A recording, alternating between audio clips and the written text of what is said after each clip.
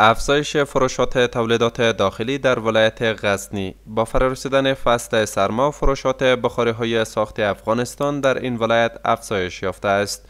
فروشندگان این صنعت میگویند که با فرارسیدن فصل زمستان، فروش بخاری‌های ساخت کشور در غزنی رونق پیدا کرده است.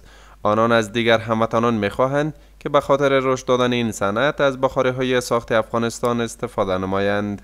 حالی که از خاطری که سنگ زغال آمده، بخاری‌ها که میاریم اینجا، بخاری‌های وطنی یا خیلی خوب کارآمد داره، خیلی مصرفشون کمه، تکلیفشون کمه،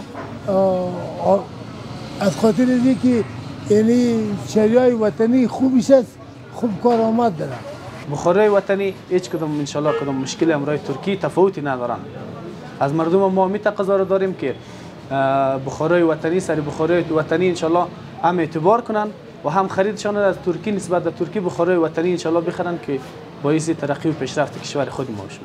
از سوی هم خریداران و علاقمندان این صنعت میگویند که این بخاری ها را به دلیل کیفیت بهتر و قیمت مناسب خریداری کرده و از دیگر هموطنان میخواهند که به شکل درست آن به کار گیرند.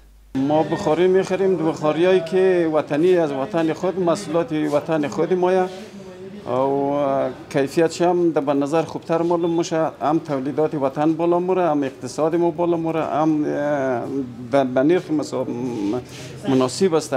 وطنیش استفاده از دکه دم اخیستی دی او اخیستیم د کار مې کړی هم په قیمت کې مثلا برابر دي، مناسب قیمت دي او هم کار کردیم ډیر بهتر نه دی او ښه کیفیت لري. این در حالی است که کارشناسان امور اقتصادی میگویند که به خاطر رشد و حمایت از صنعت و تولیدات داخلی، دولت باید بالای اجناس خارجی مالیات بیشتری وضع کرده تا برای تولیدات داخلی بازار مناسب به میان آید.